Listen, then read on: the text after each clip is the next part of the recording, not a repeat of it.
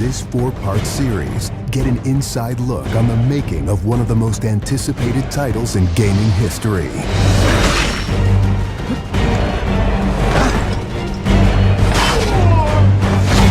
Inside Assassin's Creed 3. Connor is the brand new hero in the game. He's a brand new assassin. He's half Native American, half European. We wanted to build that base conflict into his background. Why are you here? When he begins his journey, he has a very clear sense of what is right and what is wrong. He is forever motivated by a desire to do the right thing. Commander, Connor. He's fighting for freedom and he's fighting against tyranny. You as Connor, as the assassin, are The critical part of the American Revolution.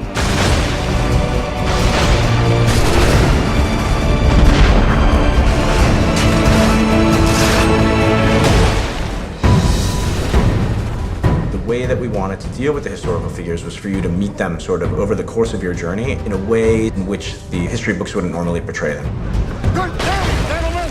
General Putnam. Many of the founders were very tough individuals. Many of them were the equivalent of the modern badass. Our founding fathers were very hard, disciplined, dedicated individuals who wanted freedom, who wanted liberty, who wanted to express themselves their own way and not be controlled. These founding fathers were comfortable with war and they were warriors. Do not fire until you see the whites of their eyes. Connor doesn't know much of the European ways at first, and then he gets to learn about these guys, these heroic figures. So for Washington, for instance, he sees that very strong guy, and Connor believes in him. Connor is moving in and out of both the revolution and the rest of the history. Whenever he sees conflict between two groups, he takes the side of the greater good.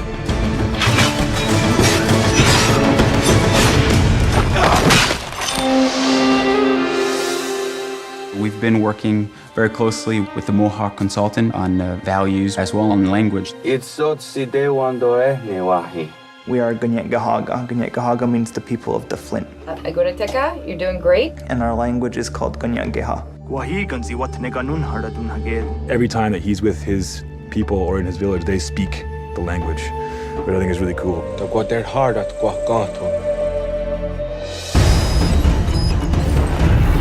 Connor, as a Native American character, is very familiar with Native American war clubs, with the tomahawk, with the bow. He's got very refined sense of hunting and tracking. He's been raised with the ability to navigate this environment. Connor has a lot of his ancestry's strength from the Mohawks. He's strong, he's agile, he's able to run in the wood very quickly. It's really his nature, that's really his home. We had so many different versions of Connor, and he started off really slim, and then we bulked him up by adding fur and cloaks and all these things. Instead of this thin, lean assassin, like he fills out his coat. He's just a warrior in every sense.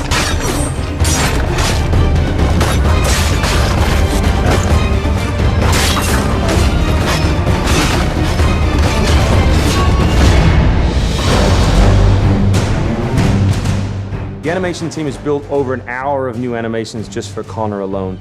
We started by looking at lots of military moves and even traditional ones of how you would fight with a tomahawk. We looked at that and we just thought it wasn't awesome enough. So we went really brutal, and it wasn't just throwing in blood.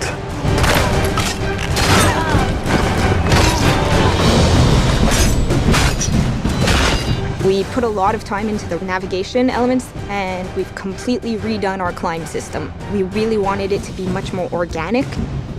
There's so much variety in what he can climb and how he can do it. Connor moves are directly inspired by parkour. Parkour is basically all about efficiency of movement, the quickest manner from point A to point B. When you see specific parkour movements, Connor doing a lazy vault or a dive roll, the movements themselves are very accurate.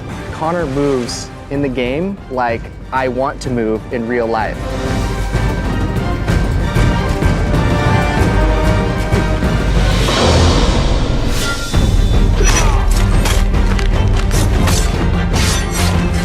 We wanted Connor to be a dual-handed specialist, so basically he's ambidextrous, he can fight with both hands. When he lands, the ground shakes. And when he fights, you know, people are getting knocked left, right, and center. He's very brutal.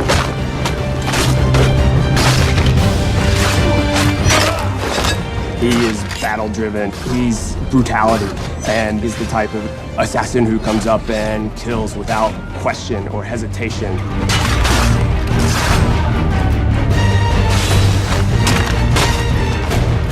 The soldiers were not really able to go up against Connor.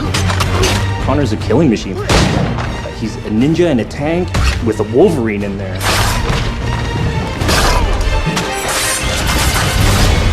Next time on Inside Assassin's Creed 3, America by Land and Sea. You control the sea and you control the conflict. What's new about Assassin's Creed 3? Obviously new cities with New York and Boston. It was a gamble every year that you were out on the frontier, whether you're going to make it or not.